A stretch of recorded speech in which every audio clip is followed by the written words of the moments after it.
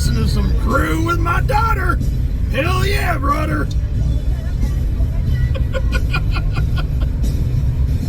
Hell yeah, brother.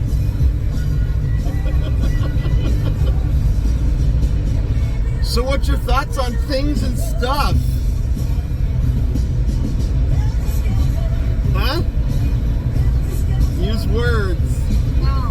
No. Hell yeah, brother. Come on. Give me some hell yeah, brother. Hell yeah, brother.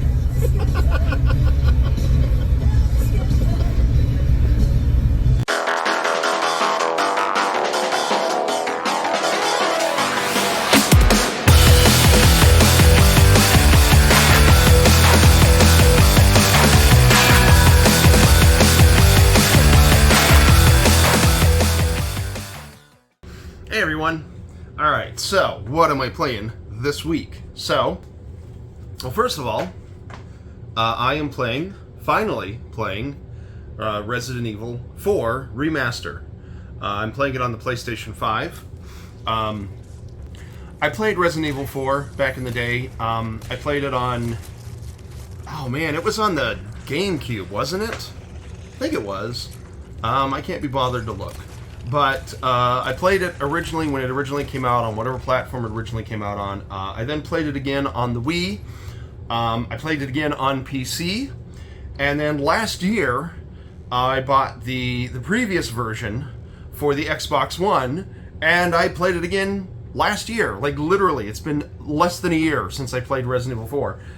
I gotta be honest, I don't remember anything. It's like either they've changed a lot, or the graphical presentation is different enough to make it so that I don't recognize most things.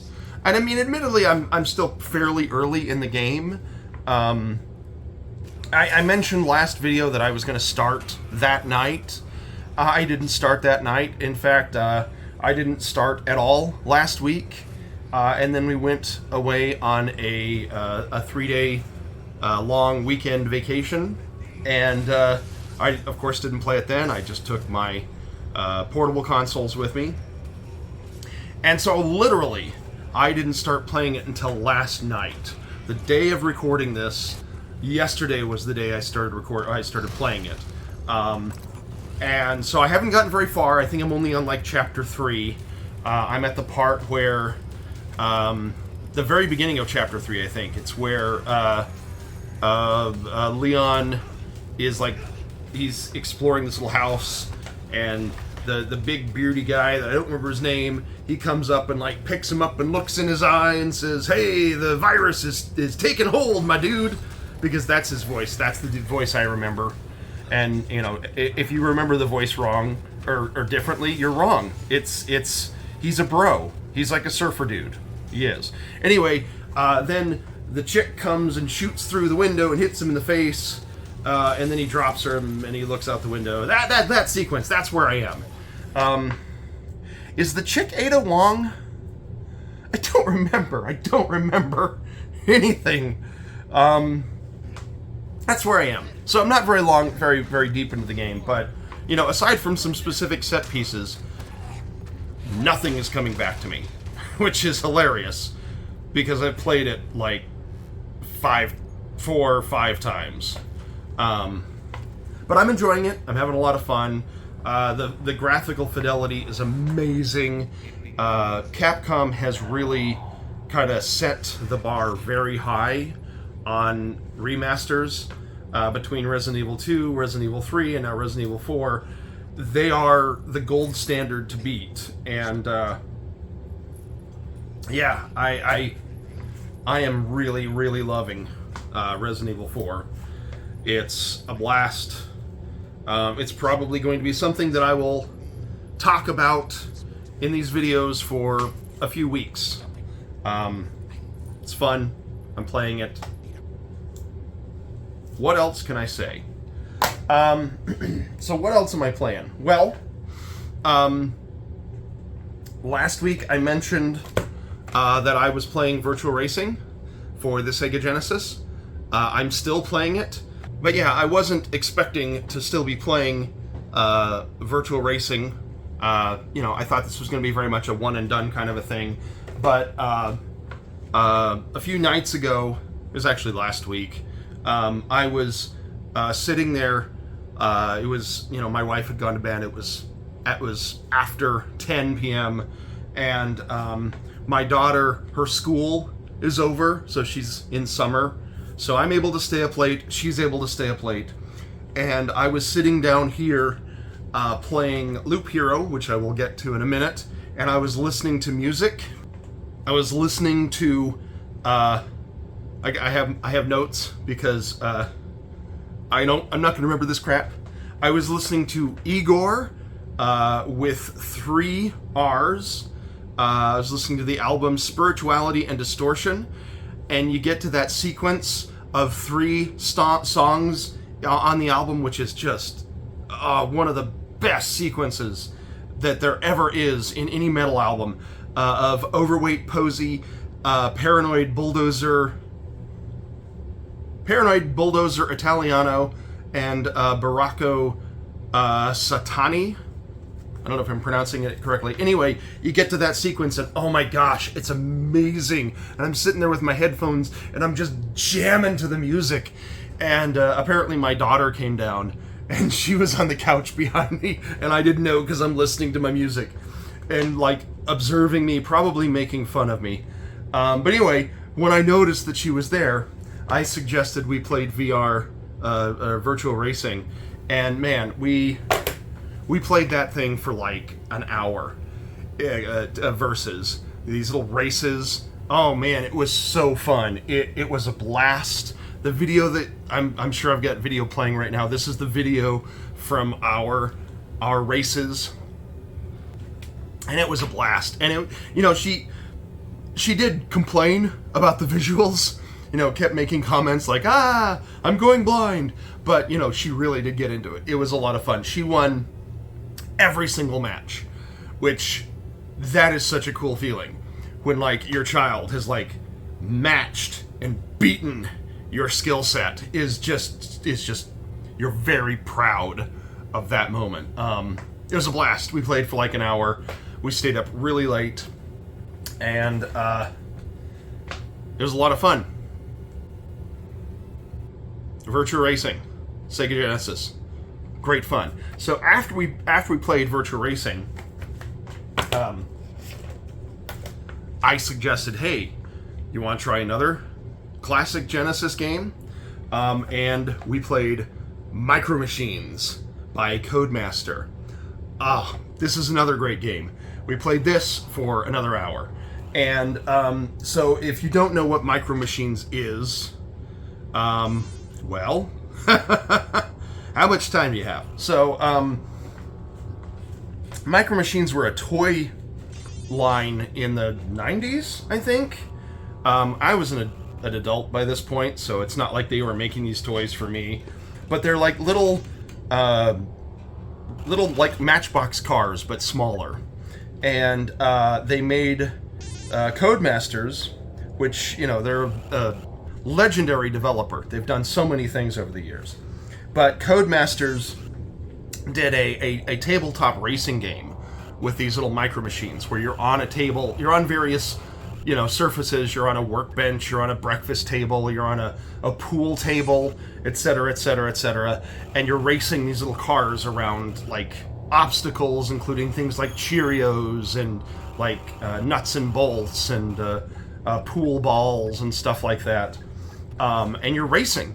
And the purpose is not to get to the finish line before the other person, because the race will just keep going. The purpose is to move out of the screen in the direction of the racetrack while the other person is lagging behind, and then you score a point. And the first person to score a certain number of points wins. And yeah, my daughter and I, we played this. We had a lot of fun. It's funny, she beat me every single time in virtual racing, but I beat her, I think, every single time in Micro Machines. I don't exactly remember. She got hung up on stuff like the chessboard. Like that chessboard really drove her crazy. But yeah, we had a lot of fun, and we stayed up way too late.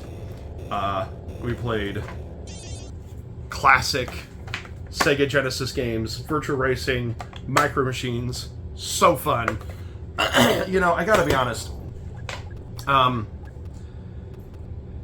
You know, and I'm not trying to, like, recommend people go out and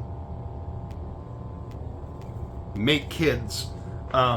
You know, everybody, to each their own. If you want to have a child-free life, you know, power to you. You'll have a lot more money.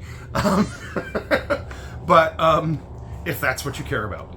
But the thing is that, no joke, some of the best joys I've had in my life are going back and rediscovering classic retro titles with my daughter and playing them and seeing her get into them the same way I get into them, seeing her be able to look past the dated graphics and find the joy in these games is so fun. Anyway, a lot of fun. We played those. And then, in addition to all of that, we also started playing Minecraft together. Again, our history with Minecraft is, that was one of the first games she got into. The first game she ever really got into was Goat Simulator. But then, once she started to learn how to control her characters more, I suggested we try Minecraft. And for, oh man, probably 3 years or so, like, that was the game that we played together. And we had this big, we had our world that we had created on a server that I hosted locally. And, you know, we kept adding on to that world for like 3 years. It was a lot of fun. And then I'm somebody who has a hard time playing a game that long. So, truthfully, it was me who got sick of it. You know, it wasn't me getting sick of playing with my daughter, it was me getting sick playing Minecraft. So it has been probably 4 or 5 years since we touched it together. She still played it, but we picked it up and I played it on, classically we played the Java version. But, you know, I played it on Xbox, she played it on PC, and we had fun. And we're probably going to go back and play it again. Alright, so what else am I playing? Well, mentioned last week that I started playing Mappy because it came in the mail, and I'm still playing it. I actually took it with me on my vacation and played it a good deal. I don't know how much longer it's going to be on this list because I really do feel like I've kind of gotten all I can out of this. It seems to be the sort of game that I will, you know, keep coming back to periodically, like when we go on a trip and I just want to have some fun arcade action. But no, I really, really love Mappy, and the Game Gear version is a great version. I'm also still playing Loop Hero. I'm in the 4th chapter, I think. It's a lot of fun. I'm not somebody who really gets into a lot of roguelike games, but, you know, every once in a while, I will discover something that I really enjoy. And I really, really enjoy Loop Hero. I'm having just a blast with it. I don't know how close I am to the end. I'm in a section, like I said, I'm in the 4th chapter, and it kind of feels like it's building up to an ending because the boss, like, appears on the board before you even do the first loop, which, holy cow, how am I supposed to be prepared for that? But, the point is that I am enjoying it, and, still playing it. One final game, and this is the one new one that I'm playing. I have, again, my notes, because if I don't have notes, I forget. I'm playing Renfield. I'm playing this on PC. It also runs on the Steam Deck. Although I have to be honest, I've only played it on my desktop. But what is Renfield? Well, it's a video game based on the movie of the same name, the Nick Cage vampire movie.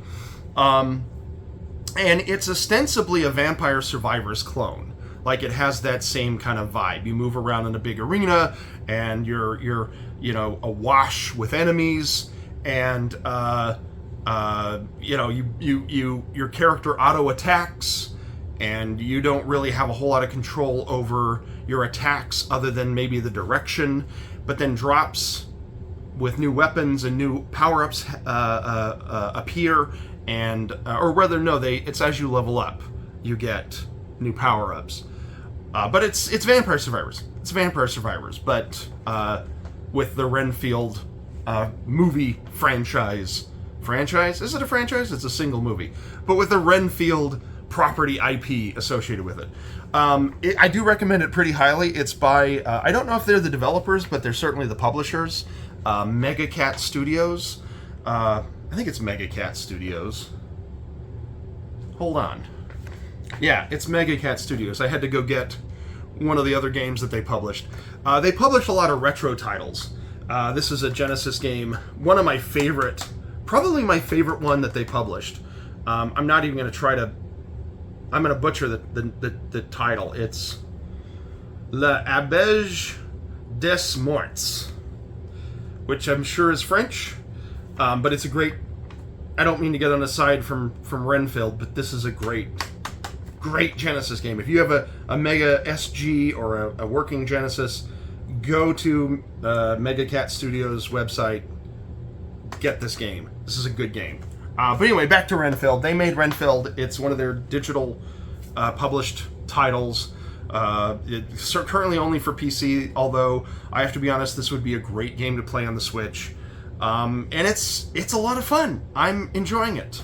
It's scratching that itch that things like Vampire Survivors or Soulstone Survivors scratch.